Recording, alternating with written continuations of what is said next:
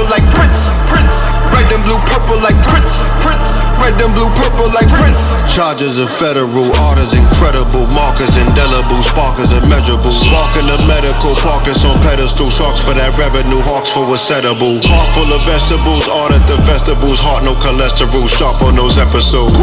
I'm on 100%. I like when summer begins. I need my hundreds and tens. I need 100%. Go independent like Prince. I'm on 100%. I like when summer begins. I need my hundreds and tens. I need 100%. I like when summer begins. Whoa, I'm on 100%. Red and blue, purple. Peace, family. Welcome to another episode of Underground Railroad Productions. I'm here with the Blue Pillar. Indeed. Blue, you used to be in the music industry, bro. I seen you interview Nicki Minaj. I seen you interview some of the biggest hip-hop stars. I interviewed them all. Hip-hop stars out there. I don't know if they know that about that part of your life, everybody. About you, you know. I don't know, man. You done lived 3 lifetimes already, bro. 4. My 44. Yo, check it out, man. Jay-Z. Wow, man. This dude here. Let me just read this. This is from Yahoo Finance. Sprint announced on Monday it has acquired 33% ownership stake in Tidal, the music streaming service that Sean Jay-Z Carter purchased in 2015. The deal is reportedly worth $200 million. That would value Tidal at $600 million. That would mean Jay-Z has managed to wring quite a return on his $56 million he spent to buy Swedish tech company Aspiro, including Tidal in a service named WIMP, W-I-M-P. I'm gonna stop there, but it's like yo, the dude spent $56 million according to these numbers, and now the company is worth $600 million. Just last week, they said that his subscribers was inflated. They was lying about the numbers, and they only had a third of what the numbers really was. And the reason why I want to talk about this, Blue, is that a lot of people in the black community, not people, but myself included, sometimes, like, I didn't grow up wealthy at all. I grew up in a single-parent household. My mom raised me, along with my grandmother. Shout out to them.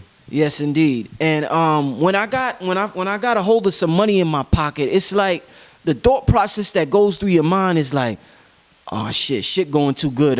You waiting on something bad to happen because you like shit going too good. Like you start looking over here. You start like you like what, you still before you broke. You moving you everywhere. Like, you get some bread. You like it almost feels guilty to have money sometimes. That's what I'm saying. That's why you be still. You like be the shit is. Think about this shit. The shit is amazing. The mind state that you go through when you raised in the projects or the hood or poverty or whatever you want to call it. And when we get money, we look at it as being lucky. Now, this dude been getting it. This dude been on top for a very, very, very, very long time. I mean, shit, man. Luck, that's something besides luck, bro. I mean, that's something besides luck that this dude here got. And the reason why I'm going to use him as an example is because we all grew up on his music if you grew up in hip-hop. But it's like I want us to stop looking at if something good happens to us, it's just luck, and look at it like this is our birthright. This is what's supposed to happen. Because there's some type of thought process that, besides the Illuminati shit, I'm not talking about that. There's some type of thought process that this brother has that wealth just keeps coming in his direction. Yeah. So talk to me about what's going on with this Tidal thing. And how did this brother stays on top? I mean, you know a lot of people in the circle. Talk to me about that, Blue Pill. Shout out to Jay. People be like, yo, y'all mad critical of Jay-Z. I tell people that me and my partners booked Jay-Z for his very first show in Brooklyn after Reasonable Doubt came out. You know what I'm saying? So I've had personal moments with the dude. That doesn't mean that we are removed from speaking about things that he does that impacts the culture. If nothing else, especially since we're being inundated with these images and this information about, Donald Trump and his success as a billionaire businessman, even though we know that he's been bankrupt over 6 times, you know what I'm saying, he has a lot of shady deals. None of his businesses have ever really proven to be profitable to the degree that speaks to the pedigree of a businessman that we put him in, because we're blinded when we hear numbers, not understanding that shit is not liquid at all. You know what I'm saying? Jay-Z, somebody in our lifetime who came off the same blocks that I came off. We was dealing with the same women at one point, you know what I'm saying? And now Marcy not too far from here, right? Nah, Marcy's right down the block. Yeah. You know what I'm saying? And now, he's all the way up. And we never technically saw him lose. We never saw him take a loss. You know what I'm saying? I'm talking about on the side of business. We seen him take a L in regards to his battle. You know what I mean? But he may have lost the battle, but did he lose the war? You know what I'm saying? That's a more interesting question. So we seen him get right, and we seen him winning for a long time, and that's unprecedented where we come from. Because even when you're doing something legit, you're always feeling like you're doing something wrong, and the boy's gonna come and get you. Or of course, they're saying that he has to be part of a secret society and protected, and he's Illuminati, and that's the only way he's winning. Even though the deal was for $33 million and a third, right? They took a third of his company, so there goes your 33 and a third. But I've been said on the program, if we're gonna call anybody a master mason, understand that he would qualify simply because he owns his masters, right?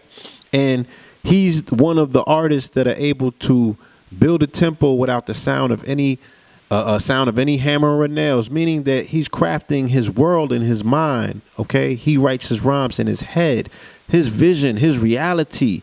This reality, this dream that other people live in is something that's coming out of his mind. If you understood what these seven liberal arts were about, okay? In masonry, the highest one is music, and he qualifies. He's a master mason, you know what I'm saying, on his square. Whether he's part of a lodge or with other, you're looking at somebody who is navigating through this motherfucking matrix exceptionally well and always seems to be winning. We got to look at his chart and see where Jupiter's at. That's what the planet of luck. He did it with the moon in Sag, coming off a 44 weekend.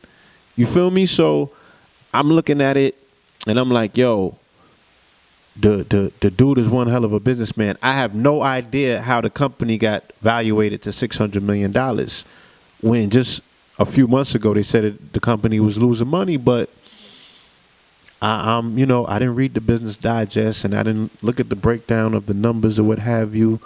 But I think that if nothing else, man, it speaks to the possibility of what $1 in a dream can take you. Why do I say $1? Because that's all it takes to buy a composition notebook. And the dreams are the rhymes. And this dude came from Marcy Projects, you know what I'm saying? And he put his plan together. He put his team together. And again, just like we said about Stacey Dashes and the Oprahs and the rest of them, I wasn't in the back rooms with him. I wasn't in the boardrooms with him. You know what I'm saying? I don't know what took place.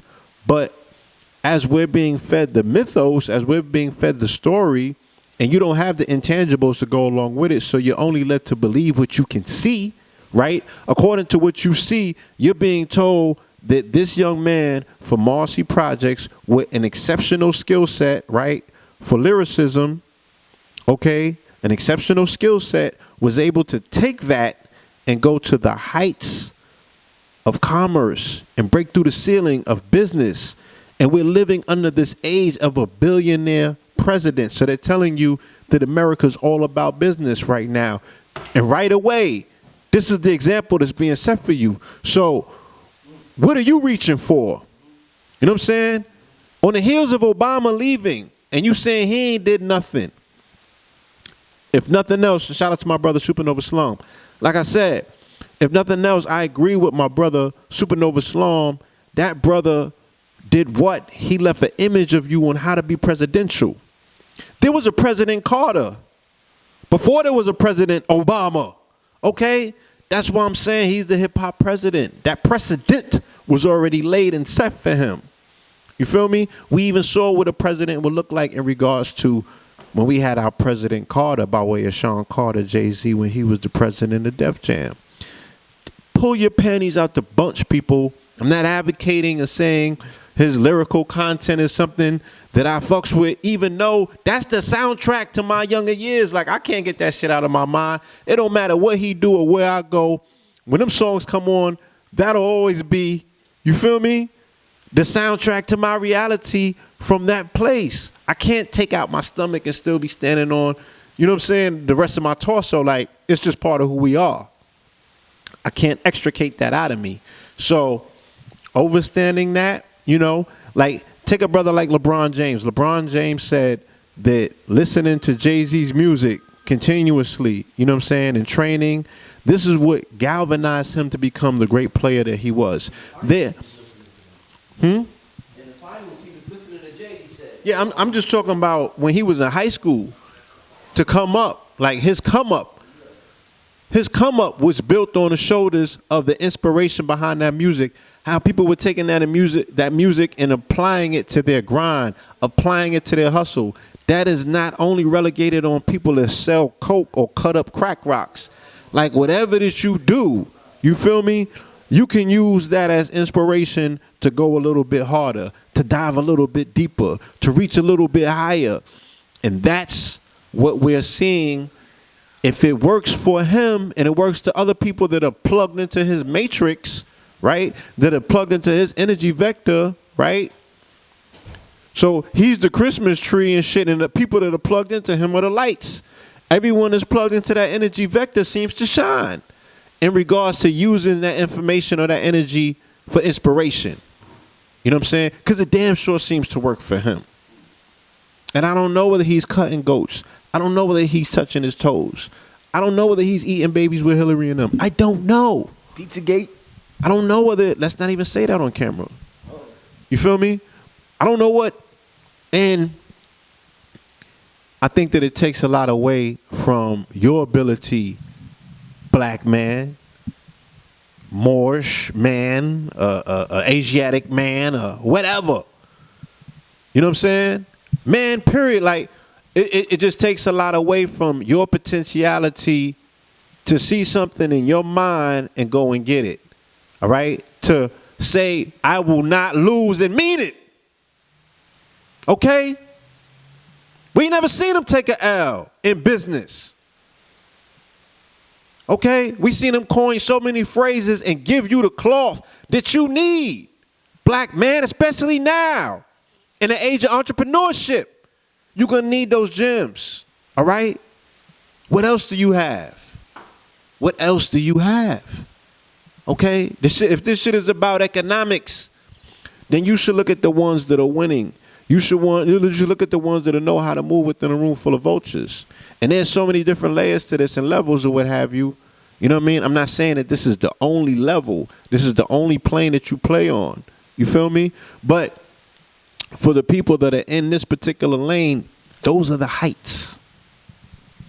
And it's interesting you just quoted that room full of vultures. That's a lyric from one of his songs, and that was actually going to be my next question, so it goes into my next question perfectly. One of the reasons why Kanye said he decided to knowing how to move. How does it go? Knowing how to move in a room full of vultures. Right, yeah. right. So Kanye said the reason why he signed with Jay after the whole breakup with him and Dame is because Jay knew how to move better around. He knew how to move better in situations like that where there was vultures around, and he needed to learn how to do that. That's what Kanye said. So I want you, Blue. You know, you've been in this conscious, what we call the conscious community for a while. You've been around pro-blacks for a while. You've been around dudes that have knowledge of self for a while. And one of the things I've noticed, Blue, that it's kind of hard on brothers that got knowledge of self is the emotionalism when it comes to doing business with people, or whether it's different races, different cultures, different religions. I've seen brothers get emotional if a Christian come by his table and he wants to scold the Christian before the Christian even attempts to buy something. So, you know, it's almost like sometimes we're like, you know, I'm pro-black, I can't do business with no white people. Even though they do business, they take our money all day, every day. I remember the first time, I don't want to be long-winded, but the first time I was in Brooklyn and I was selling DVDs, And I had this white dude that used to just stay coming buying DVDs from me. Shout out to downtown Brother Rich. Yeah, we put an APB out for Brother Rich downtown. He's been missing. If anybody sees Brother Rich. So I had a white dude. He would come by. He would talk to me about conspiracy theories and stuff like that. He would buy some DVDs and whatnot. So I called Sonetta. I was like, yo, Sonetta, man, am I supposed to be selling to this white dude, yo? This dude coming spending money with me. Should he get this information? Sonetta said, hell motherfucking yeah. They take our money all motherfucking day. You crazy? Shit. So after that, I understood I was like 25 at the time. So I understood exactly where Sonetta was coming from. And the older I got, I understood that regardless of how you feel about anybody, you have to learn how to conduct business in this world globally, on a global scale. So with that being said, talk to the brothers out there that have problems doing business. They may feel the system is dominated by white supremacy. So they may not want to do business with people of other races. Is it wrong? Is it not wrong? Are they half right? Are they half wrong? Talk to me about that whole logic about doing business, being pro-black, but at the same time handling business with people of other races and other religions and other belief systems. I will say this. Closed hands are not formulated for receiving. You know what I'm saying? You got to have an open hand to receive. You know what I mean? I was in such a situation in the year of 2007 when I came to Harlem to vend and setting up next to, I call, our brother with the bullhorn, shout out to Sonetta. I wasn't making what I was coming outside to make, because the aggressiveness and the level of antagonism that was taking place wasn't good for business. And I felt that I came outside to make sales. I didn't come outside for politics. I didn't come outside for that. You know what I'm saying? Like, there's a place and a time for that. Now, that's what he utilizes to sell his product and his merchandise. That's his sales spiel. You know what I mean? That's not what I was selling at that particular time. So I had to take my act across the street to the Apollo. And I was walking out of there with $1,400, $1,100 to $1,400 a day. Because when I made my business accessible to the patrons of Harlem, you know what I'm saying, who are multicultural and multi-ethnic and multi-everything. I told you that the Young Thugs of the world was coming through, the Young M.A.s of the world. There was white tourists, you know what I'm saying, business people that would leave and go to work at 9 in the morning, and when they see us still out there at 5 when they come back, if they don't shop with us the first day, if they don't shop with us the third day, they're going to shop with us the fifth day, because it's consistency. So it's about carving that lane, right? And irregardless of what venue you're doing business in, you have to be upstanding in your business. You know what I'm saying? And if you want to scale your business, if you have an idea of trajectory about where you want to take your business, then hopefully you're looking internationally. Hopefully you're seeing yourself doing business across waters, right? Where we have friends and we have allies.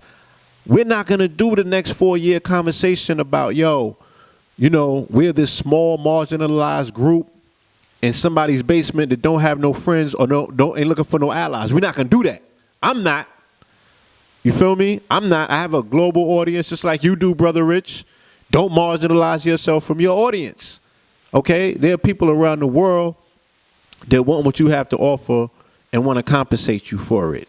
You feel me? Go get that bread. You'll be doing yourself a service. You'll be doing your family a service and the culture. You'll be moving it forward. Now, what we need to do different, okay, is we need to learn from these same lessons that we keep hearing about. They took something from us. I don't even want to participate in no victim conversation. You know what I'm saying? They took something from who? They took something from who? You know what I'm saying? And nobody got a bust lip from it? They took $1 trillion culture from you? And nobody's bleeding, huh? What that make you sound like? What that make you sound like to the rest of the world? Somebody keeps coming around and taking something from you, and you don't learn. Because when you create something, it's for play, and everybody else sees the business involved. So they took jazz from you, and they took R&B from you, and they took hip-hop from you. Now that people say, they're going to take consciousness from us. They took battle rap. Come on, like, we need to cut it out. You feel me? We need to get our act together as businessmen. We need to find us some models to emulate, like a Byron Crawford. You know what I'm saying? Not Byron Crawford, a Byron Allen. That's the nigga right in on the internets and shit like that. He's funny as shit. Yeah, Byron Allen. You know what I'm saying? We need to understand that the majority of the people that look like us that have cracked that $1 billion bracket have done it through media. So where we need to be, you feel me? We just need different models of excellence to emulate. And we need to stop following these models that are not doing anything to add on to the pedigree of either one, what we're doing or what we want to do. So I would say, look, man, as long as you a boss, you should be able to deal with whoever and whatever in any situation. You feel me? And that energy that you move with, it should speak for itself. When people are dealing with you, they should know that they be dealing with a boss. But you got to have your business correct. And business is very tricky, especially in this commercialized world right now. Especially if you want to still walk down that road of capitalism, you know what I'm saying? And you still want to maintain your Africanness.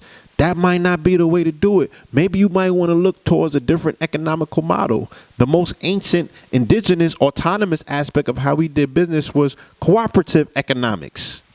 Okay? It wasn't capitalism. So look towards the UN and the mandate about this being a decade of the cooperatives or the co-ops, and try to realign your mind towards different ways to do business. You don't have to be locked into this capitalistic model because this is dog eat dog. It's not going to change for you because you got a passionate heart and you know about my art. It's not going to change. You feel me? And we keep sitting by and waiting for people to come with a different model in terms of, oh, they could play capitalism and do it different because, you know, they got information and they got knowledge. I think you know by now how that shit worked out. Okay? So look towards doing something different. You know what I'm saying? If this thing don't work for you. But do not approach business with a closed hand. Do not be marginalized. Do the numbers yourself. You know what I'm saying? How big is your niche? You feel me? How big is your niche? And then you have to do the necessary work. That's why business plans are so important. Because when you look at the numbers of your niche, you got to see, is that market saturated? You know what I'm saying? Like, all of these things are necessary if you are serious about the business side of this. You feel me? And for people such as myself and others that are out there that are creators, that are innovators, that are idealists, that come up with great ideas and what have you, we are the ones that could be the conductors of this train. We can take this wherever we want it to go, but we have to change how we're thinking. You know what I'm saying? Shout out to my brother. You know, he got the banana wave. You know what I'm saying? He got the banana wave drink, man. He all up in Whole Foods with his. You know what I'm saying? That's what's up. And he's autonomous. He's part of an organization. I'm not going to say which one. You know what I mean? But he's out there getting that bread. He's doing that business. He's spreading his product around this globe. How it's supposed to be done. You feel me? And they are bowing down because of how he do his business. And how and the quote unquote status that he's coming in is making them recognize that, yeah, this guy know what he's talking about. He's moving differently. We got to deal with him differently. But bet you go up in there dealing with that old shit, they're going to treat you exactly how you coming. You feel me? Indeed. And to close it out, there's something that's a little different about seeing Jay-Z having this level of success. It's different from seeing Oprah, or it's different from even a LeBron, because of the image that Jay had, that, and I want to use this word purposely, that hood nigga, because that's what he personified when he was in Muffa Marcy Project. Streets is watching, the blueprint with the do-rag on and all of that. Pies. You know what I'm saying? It's something about seeing that hood nigga. And it's even a little different from seeing Puff's success. Puff didn't really personify that hood nigga. Like, Jay is like that, you know, that streets is watching, you know. Son defied the odds. He's the identifiable model that any average quote unquote hood nigga could look at and be like, oh, he's one of us. Right. Even if he did his thing different. He speaks the language. He's walked the walk. You know what I'm saying? He's dodged the bullets. You know what I mean? He's on borrowed time. He's one of us. Yeah. And one more. I know I said that was the last one. One more question. You ain't asked the question. Oh, no, I do. You started answering without me. Just basically, how important is that for the hood to see that a quote unquote hood nigga on that level of success? Because it's different. It's a different energy. It's a different vibe. Different cloth altogether. It's a different inspiration. When I see that, it's like it makes it seem more obtainable almost. Like, wow, I could do that. Oh shit, that's Hov. Remember Hov from the Streets Is Watching and Emil and Beanie and Meth. Remember Hawaiian Sophie? Yeah. I'm 40-1. You feel me? So I grew up on Video Music Box. Right. You know what I mean? 3 o'clock. Hawaiian Sophie. I know who Hawaiian Sophie is. That's Jigga Man. And like I said, even all the way after that, this is somebody that I can say, yo, I used to stand next to in the club and, we used to exchange, you feel me? Salutes on what it is that we was doing. And now, you know what I'm saying? Like, the brother has gone to considerable heights that are unprecedented in our lifetime. You know what I mean? There's a lot of people that are playing this game, but they playing it in the shadows. People from my generation that are executives, that are up there, that are winning. They might be in the hills, tucked away. You never seen them. If I mention their name, you wouldn't even know who they are. You know what I mean? But he's out there. He's visible. He's lived his life on the front line. He got the baddest shorty in the game still wearing his chain. Like, we seen so many things with him. It's just like Obama. We seen this in the age of when they're saying everything else is what it is, right? When they tried to turn their hands of time back to the 60s and they're putting so much into keeping you down, melanated Moorish black man, carbonated man, into breaking your stride, okay? Into neutering you, into just minimalizing you, into saying that irregardless of how much you have, it's not enough. All of that being said, you still got your Obamas, you still got your Jay-Z's. For better or worse, stop being so negative with your perspectives, people. Don't get in this comment box and start telling me about they this and they that. And look, we're just saying, if nothing else, the image. Okay? The image. If you can see it, you can achieve it, like Pac said. You don't got to go down the route that they did. You don't have to do exactly what it is that they did. But where's your grade at? Where's your grade at? The fucking wall is empty. There's a lot of slots open for it. It's a plaque over here. It's a plaque all the way over there. All this space can be you.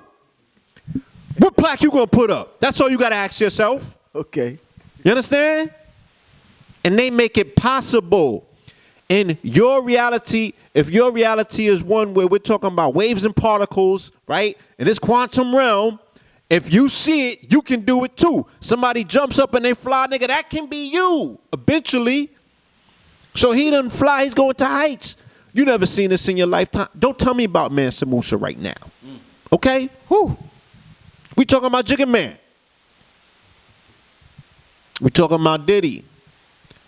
Once again, don't know how they went about doing it behind the scenes, but on the forefront, and don't even agree with what I see on the front all the way, because we could say, hey, Puffy did his thing like a paper gangster. I'm like, hey, you want to look and see what the fuck Trump did to get where he at?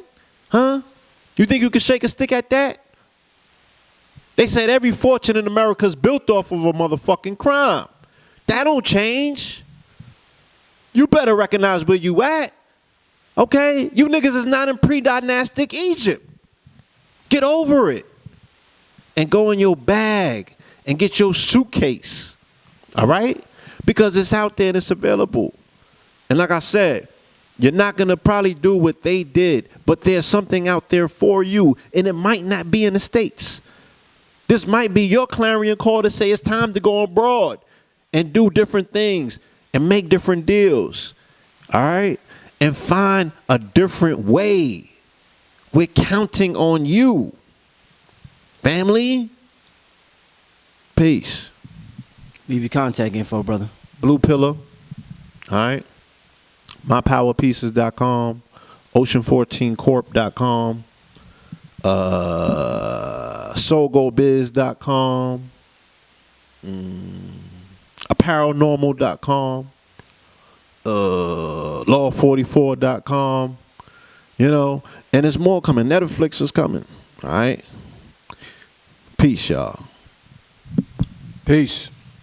Peace, family. This brother Rich from UGR, urging all my viewers and subscribers to help support the channel by donating just $1 to the UGR PayPal account. We appreciate the viewership and support, and we understand the power of $1. If you benefit in any way, shape, or form, we ask that you donate $1, whether it be monthly, bi-monthly, quarterly, or yearly, so that we can build our brand to compete with the NBCs, the MTVs, and the Foxes of the world. I figure since Kanye could ask Mark Zuckerberg for $1 billion, I could ask my subscribers to donate $1 so I could make the best possible content possible. The main objective of this channel is to inspire you to become the greatest version of yourself. So hopefully throughout the years of you watching this program, you have been inspired to become the greatest version of yourself.